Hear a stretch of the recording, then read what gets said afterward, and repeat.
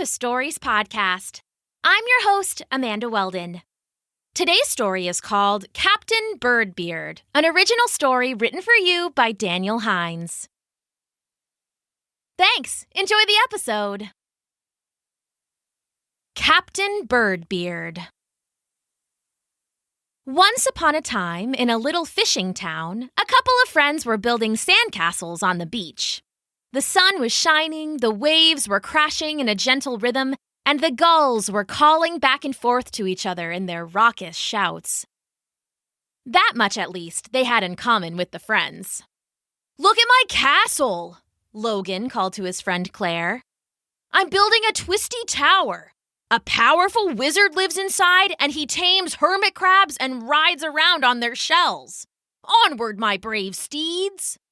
"Awesome!" Claire called back. "And check out mine! I'm making a rocket ship that's going to blast off to Mars! I've got fins and a booster, and up here is where I keep the laser blaster. Take that, Martians! Pew, pew!" In truth, both of their castles looked more or less the same. The sand was too wet to hold its shape, and they both had lumpy, bumpy piles studded with shells. But luckily, they also had vivid imaginations. "I'm going to add on a spire to my castle," Logan said. "My wizard wants to watch your rocket take off. He can give you an extra push. He just needs to drink a seaweed potion first." "Sounds good," said Claire. "And we're counting down to blast off. All systems go. Laser rockets burning hot. 10, 9, 8. "Potion taken. Here comes the magic booster," shouted Logan while Claire kept counting down. 3, 2, 1. Blast off! She grabbed 2 big handfuls of her sandcastle and threw them into the air. Logan joined her, and the sky was full of wet chunks of sand, and the gulls screeched in protest and flew away. The 2 kids fell down laughing. "A successful launch," Logan said. "A wonderful spell," Claire agreed. "So what do we do now? We can't go home until dinner time." They sat together for a little in the sand, their feet in the cool water of the ocean.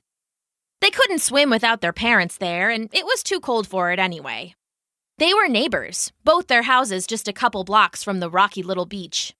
They played games at Claire's house a lot, but due to a spaghetti incident earlier that afternoon, they had been told to stay outside and play until it was time for dinner. "Hey, look! What's that?" Logan said. "Where? What? I don't see it."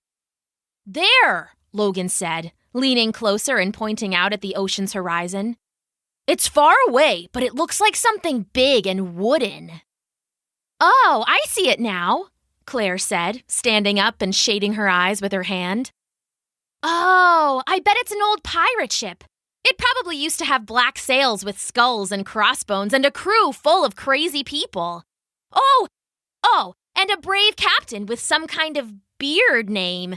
Blackbeard, Bluebeard, all the best pirates have cool beard names." "Definitely. Except this captain couldn't grow a beard, so they used to call him Captain No Beard. He hated that, so he became the infamous Birdbeard. Instead of a beard, he had 3 birds, all parrots, 1 red, 1 green, and 1 blue. He rescued them from wild jungle cats when they were just eggs, and when they hatched, they thought he was their mother. They wanted to be close, and the captain had a big old chin, so they landed there and never left." "Birdbeard!" Claire laughed. "Definitely! And Birdbeard's beard looks so cool, that's how he got his big and dangerous crew of pirates. They sailed all over the ocean in that ship out there. Of course, that was ancient history, like probably 20 years ago. And ever since, their ship has just been floating out on the waves."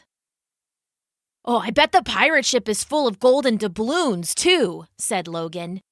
"Captain Birdbeard and his crew, they raided an old treasure from another group of pirates and had a big sword fight. It was all smoky from the cannons, and you could hear them shouting, 'Aye, matey, and shiver me timbers,' all across the ocean." "Definitely," Claire shouted. And both kids were now leaning over the water, peering as hard as they could out into the ocean where the wooden object bobbed blurrily. And in the end, it was Captain Birdbeard versus the evil Captain Leechbeard, whose beard, of course, was made of leeches. Of course, Logan agreed. So Captain Birdbeard and Captain Leechbeard were going at it, Claire continued, and the enemy ship was on fire, so the two captains had to battle on top of the sails, balancing on a thin line of rope while they crossed cutlasses. And just when the enemy captain was going to strike a final blow with his sword, Captain Birdbeard's pirates burst off his chin. They pecked Leechbeard all over and he fell off the sail and into the ocean. Yeah, it was a mighty victory, Logan declared.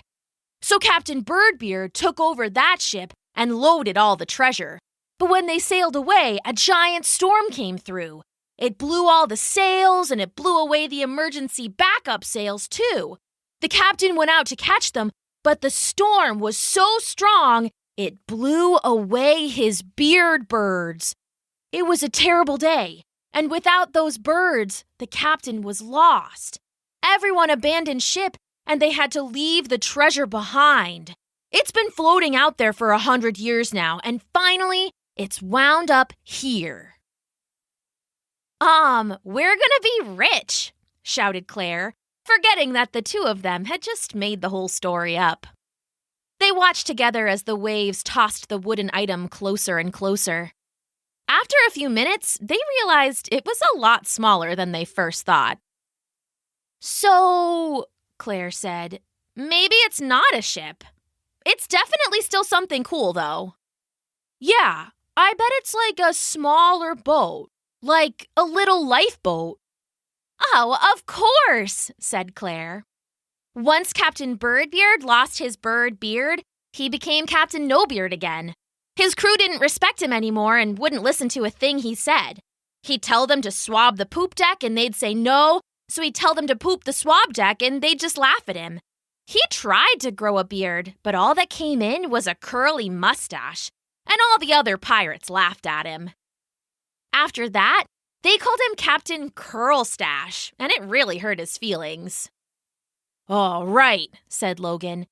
And then he tried to get his birds back, but they were in the middle of the ocean, and so there were no birds around. He even tried gluing birdseed to his face, but then they changed his name to Captain Seedface, and he'd had enough.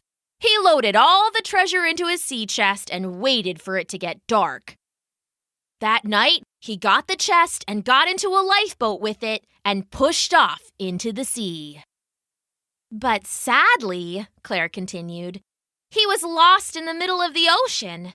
There was nothing to eat and nothing to drink. Well, he ate the birdseed off of his own face, of course, and then after that, no one knows what happened to Captain Seedface, formerly Captain Curlstash, formerly Captain No Beard, formerly Captain Birdbeard.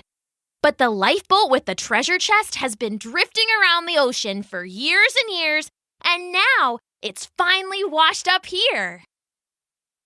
"Oh, man," Logan said. "We're gonna have so many doubloons." As they watched, the waves washed the wood closer and closer. To their dismay, the kids saw a seagull land on the wood, making it wobble slightly in the slooping sea. It was definitely too small to be a lifeboat, or a boat of any kind for that matter. "Okay," said Claire. "So, it's not a lifeboat." "Of course not," said Logan. Captain Birdbeard, who took his original name back since there was no one around to tell him not to, knew he would never reach land on his own. So, he found a splinter on the lifeboat and poked a hole in his little finger. He squeezed out a single drop of blood and let it fall into the ocean. Of course, all the great white sharks from miles around could smell it, and they came and swarmed the lifeboat, just like the captain wanted. "Right," said Claire. And then he took the treasure chest in his arms and jumped onto the back of the biggest, meanest, fastest shark he could see. His arms were full, but he locked his legs around the shark's fin and held on for dear life. The shark went crazy, diving and twisting and turning, but it couldn't buck him off. The other sharks tore his lifeboat to pieces, but Captain Birdbeard rowed his shark to freedom. And he and the shark actually became good friends. True, said Logan.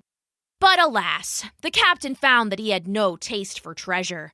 He missed his birds, and no amount of gold could fill the beard-shaped hole he had in his heart. The chest full of gold was weighing him down, and his new shark friend couldn't handle it much longer. The brave Captain Birdbeard didn't want to lose another pal, so he ditched the treasure chest in the middle of the ocean, and he and the shark escaped safely into the sunset. And now, finished Claire, Captain Birdbeard and the shark roam the seas searching for his missing parrots. The green and red and blue, and the treasure chest has just been out here floating all this time until it finally came to us. And here it comes, said Logan. The tide was rolling in and the wooden object was riding high in the water. It was hard to see among the frothy sea, but after a minute, a wave whoosh-washed it onto the shore. The kids stared at it together for a minute. After all that, it was nothing more than a single board. A rusty nail was still hanging out of one end. Not a chest, said Claire. Well, that makes sense, said Logan. You see, after Captain Birdbeard got rid of the chest... Kids! Kids, come home! Called Claire's mother from the edge of the beach. I've got the spaghetti incident sorted out and it's time for dinner. Come on! Dinner time already? Claire sighed. I guess we better go get some food. Yup, said Logan. It's a shame about that treasure, though. We were this close to being rich. Next time, buddy, Claire said.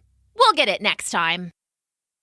They turned from the beach, and together, they headed home for dinner. The end.